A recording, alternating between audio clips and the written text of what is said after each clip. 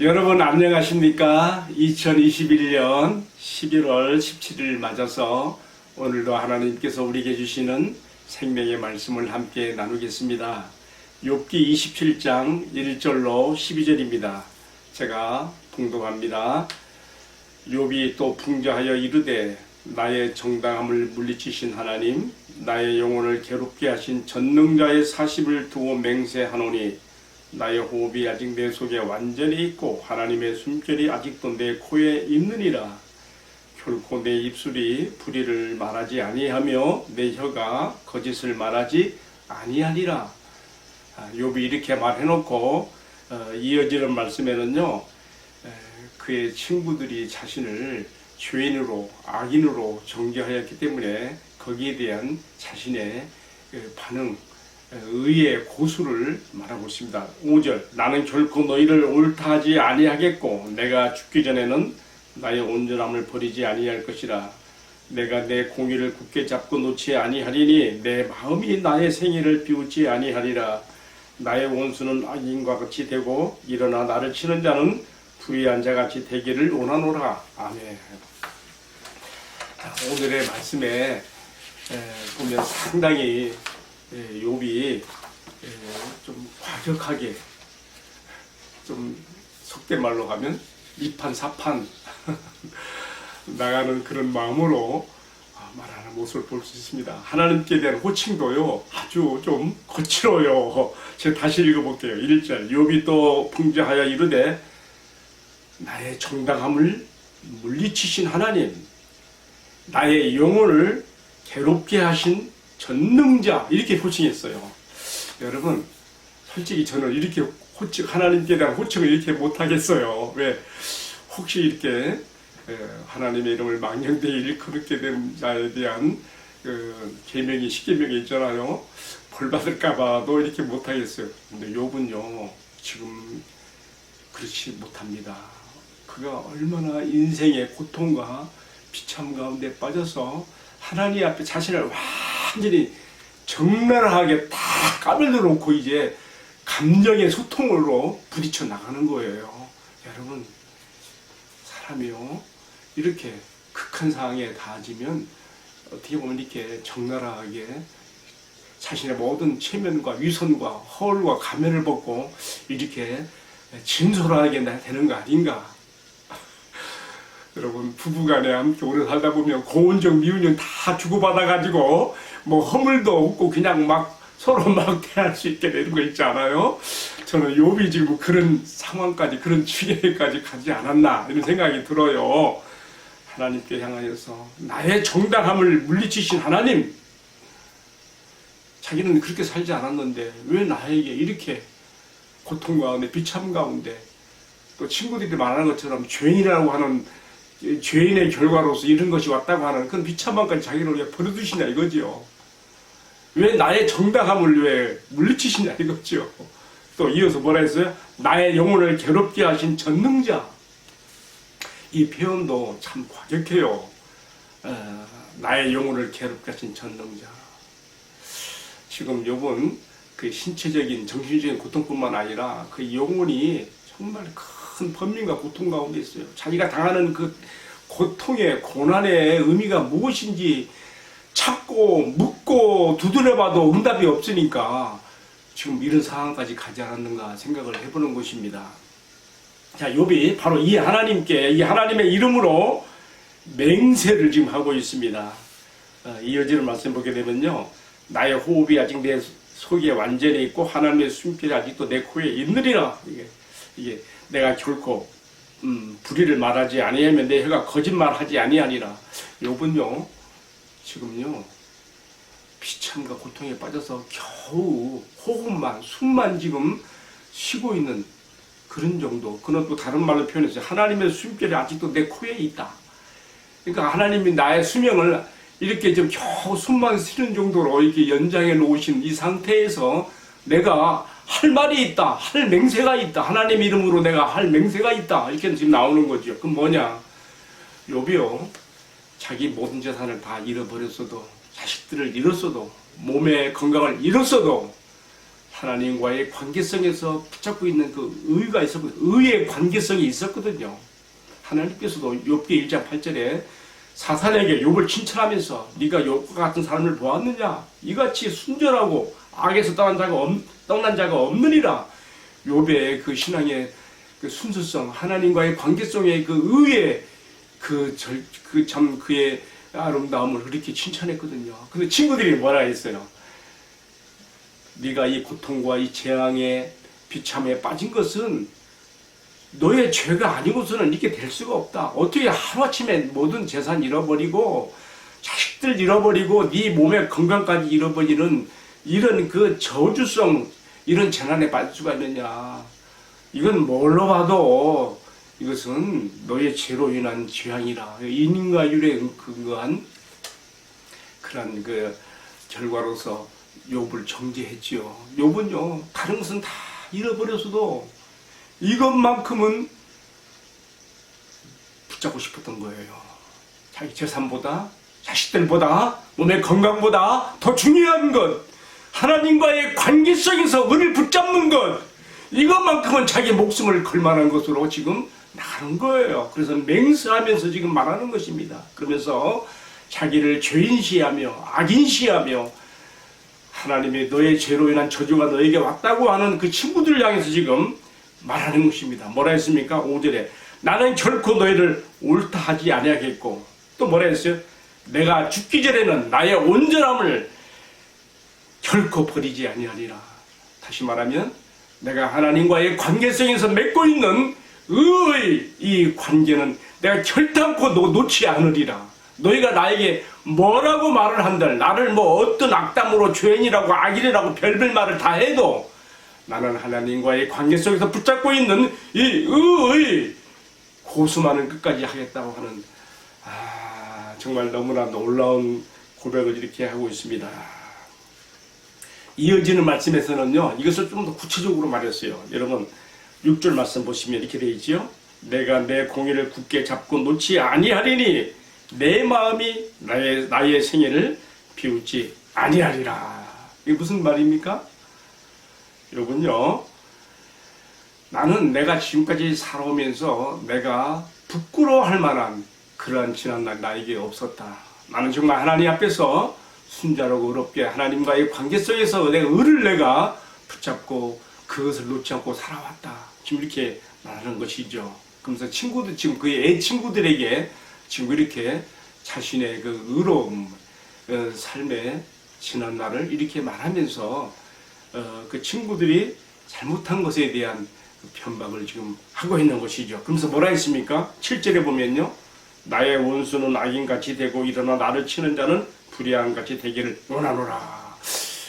지금의 문맥상으로 보면요, 친구들을 향해서 하는 얘기예요.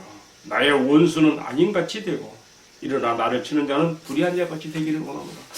이야, 저는 이 말씀에서 지금 뭘 생각해 보게 되는가 하면요, 사단이 욥의 순전한 신앙을 무너뜨려 보기 위해서 재산 다 가져가 보고 무너뜨려 보고 다 없어지게 했죠. 자식들을 다 잃어지게 하고 건강까지 다 가져가고 그렇게 다 이렇게 모든 시도를 해봤지만은 실패했잖아요. 욥기 3장 이후에는 더 이상 이제 4장부터는 사탄의 얘기가 나오지 않아요. 그런데 4장부터 이어지는 31장까지 욥과 세 친구와의 그 대화를 보게 되면요, 쟁론은 한 가지예요.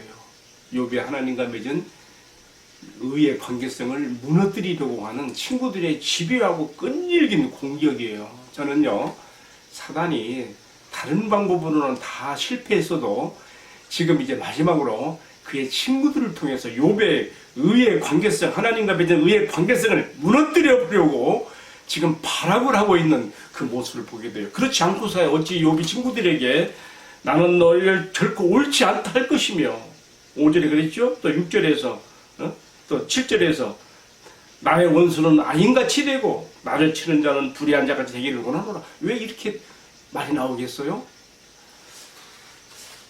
그 친구들의 입을 통해서 자신을 공박하고 자기의 그 의의 그 문제를 무너뜨리려고 하는 사단의 공격을 이렇게 욥이 간파한 것으로 그렇게 이해를 해보게 되는 것입니다. 여러분, 이제 오늘의 말씀에 교훈과 적용으로 들어가 보겠습니다. 욥에게 있어서 하나님과의 관계성으로 맺어 있는 의의 관계성은요, 결코 포기할 수 없는 그의 마지막 보루였습니다. 다른 건 다 잃어버려도 이것만큼은 끝까지 붙잡고 싶었습니다. 이 거룩한 소신을 위하여 그는 마지막 맹세에 들어갔고, 그는 그의 친구들이라도 원수같이 또 불의한 자같이 상대하면서 지금 자기의 의로움에 지금 변론을 이렇게 하고요, 맹세를 하게 되는 것입니다. 저는요, 자기가 믿는 바 의로운 소신을 위해서 자기의 마지막 모든 것을 걸고 있는, 목숨까지를 걸고 있는 욥의 모습을 보면서, 야, 사람이 정말 이 거룩한 진리, 명분을 위해서, 의의 명분을 위해서 자신의 모든 것을 거는 것은 정말 귀하고 참 값으로 따질 수 없는 소중한 것이다 하는 생각을 해보게 됩니다. 제가 오늘 말씀을 묵상하다가 우리 조선시대에 이 의로운 소신을 위하여 자기 목숨을 버리고 죽은 사육신 생각이 나더라고요. 여러분 잘 아는 얘기죠. 세종이 죽게 되자 그의 아들 문종이 뒤를 이었는데 몸이 너무 약했어요. 그래서 2년 만에 죽게 되지요. 그래서 이제 단종이, 세종의 손자인 단종이 아주 어린 나이에 왕위에 올라가게 됩니다.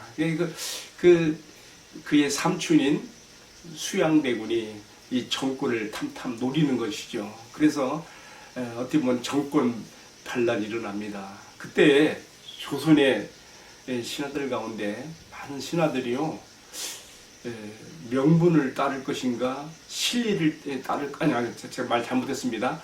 세종의 줄에 서서 실리를 챙길 것인가, 아니면 단종의 편에 서서 의의 명분을 지킬 것인가, 그게 갈등을 막 하는 거죠. 특별히 그 세종과 함께 한글을 만들어낸 집현전의 학자들 가운데서 이런 갈등이 많이 보여요. 예를 들면 뭐 다 말할 수는 없습니다만은 성삼문이나 박평년 이런 사람들은 세종의 손자 단종을 끝까지 옹립하고, 뭐 물론 김종소는 그 이전에 먼저 죽었고요, 끝까지 단종 포기 운동을 벌이죠. 그러다가 이제 나중에 이것이 발각이 되고 김진의 고변으로 발각이 되고 이제 문초를 하게 되고 죽게 되지 않습니까? 근데 그 과정에서 보게 되면요, 신숙주나 또는 정인지 같은 집현전 학자들은 실리를 택해서 세조편에 서가지고 끝까지 양심을 거부하고, 그들은 그렇게 그 후에 많은 실리를 챙기는 걸 볼 수가 있습니다. 어쨌든 중요한 것은요, 비록 조선의 역사 가운데 이렇게 많은 불의한 일들이 보이지만은, 이렇게 사육신과 같은 이러한 사람들이 자신들이 믿는 의로운 소신을 끝까지 목숨을 보고 지켜냈다고 하는 그런 점에서 그래도 조선의 역사가 이만한 명문과 정의를 가지고 보존되어 있다고 생각을 해보게 되는 것이죠. 박평년 같은 경우는 고초를 당하는 가운데 미리 죽고요, 신문 과정에서 죽고요. 성삼문 같은 경우는요, 끝까지 그 무서운 고초를 다 받고 죽게 되는데요, 그가 얼마나 참 그 의로운 소신을 지키는데 충실했는가 하면요, 실제로 이 세조가 국문하는 자리에서 그에게 말할 때에 절대 그의 입에서 세조를 향하여 왕이 임금이란 말이 나오지 않습니다. 나으리, 나으리라고 호칭하면서 세조에게 얘기를 해요. 막 분격한 그 세조가 막 그 고문을 가게 할 때에 막 이 고문하는 자 사람들이 뜨거운 인들을 갖다가 막 살에 찌일 때 오히려 그런 고문을 비웃으며, 야, 이 인두가 식었구나, 더 달고서 가져오너라 할 정도로 그의 기상과 그 기백이 의로운 소신을 향해 흔들리지 않는 그의 모습을 참 우리가 보게 되는 것이죠. 마침내 이제 사형당하게 될 때는요, 양손과 양발에 황소를 묶어가지고 몸을 찢어 죽이지 않습니까? 그러나 그렇게 되면서까지도 그가 끝까지 의의 소신을 지켰던 그런 모습은 정말 감동으로 조선의 역사에 남게 되는 것이죠. 그래서 그런지 그 후대에 성종 때 그리고 뒤에 가서 또 숙종, 정조, 용조 때 보게 되면 이들을 다시 복원시키는 그런 일들이 생기는 것을 명예를 다시 회복해 주는 것을 볼 수가 있습니다. 어쨌든 뭐 그런 역사 얘기는 이대로 두고요. 제가 말하고 싶은 것은 뭐냐면요. 의의 명분이냐 현실적인 실리냐로 갈등하게 될 때 우리는 어느 편에 서느냐 그 말이에요. 자, 오늘의 말씀에서 욥은요. 자신의 모든 것을 다 잃어버렸어도 하나님과 맺고 있는 의의 관계성만큼은 절대 포기하고 싶지 않았던 거예요. 친구들이 그렇게 자기를 공박하였어도 너의 죄를 인정하고 굴복하라고 하는 너도 죄인이 너도 악인인 것을 너의 죄를 실토하고 인정하라고 하는 그런 압박에서도 끝까지 그런 하나님과의 의의 관계성을 지켰다는 그 말이죠. 자, 여러분 오늘 이 말씀을 어떻게 우리의 신앙과 삶에 적용해야 될까요? 이게 또 중요한 문제죠. 저는요 이 말씀을 생각하면서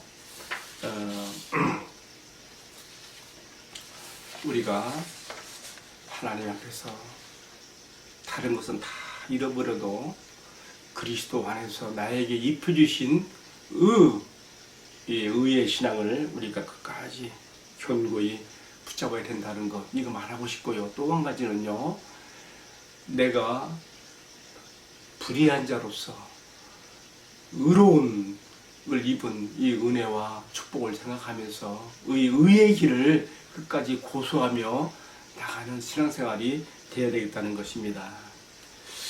그런데요, 이 세상이 너무나 험하고 사단 마귀의 그 유혹과 시험이 너무나 많아서 과연 내가 그리스도 안에서 나에게 입혀진 이 의를 끝까지 고수하며 끝까지 의로운 길에 내 자신을 세울 수 있겠는지 정직한 마음으로 나도 내 자신에게 자문자답해보게 되는 것입니다.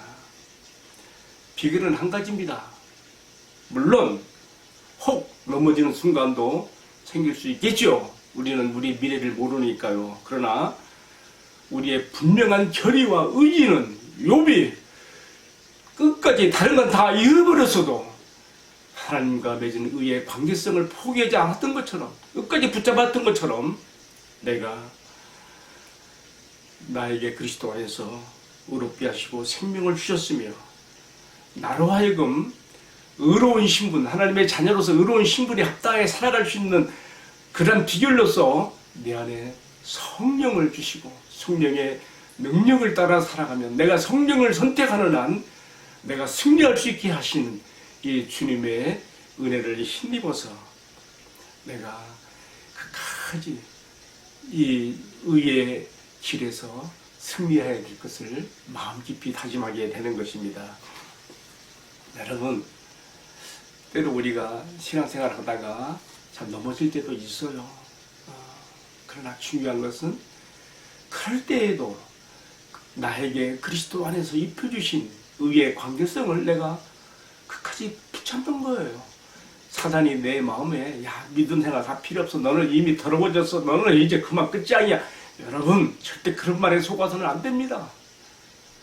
하나님께서 그리스도 안에서 나에게 입혀주신 의를 끝까지 붙잡고 나가는 것이며 혹 내가 넘어지는 때가 있다 할지라도 거기서 굴하지 않고 다시 옥대기처럼 일어서며 하나님께서 입혀주신 의의 신분에 합당한 길을 살아가는 성도의 삶을 이 아침 다시 한번 마음에 다짐하게 되는 것입니다.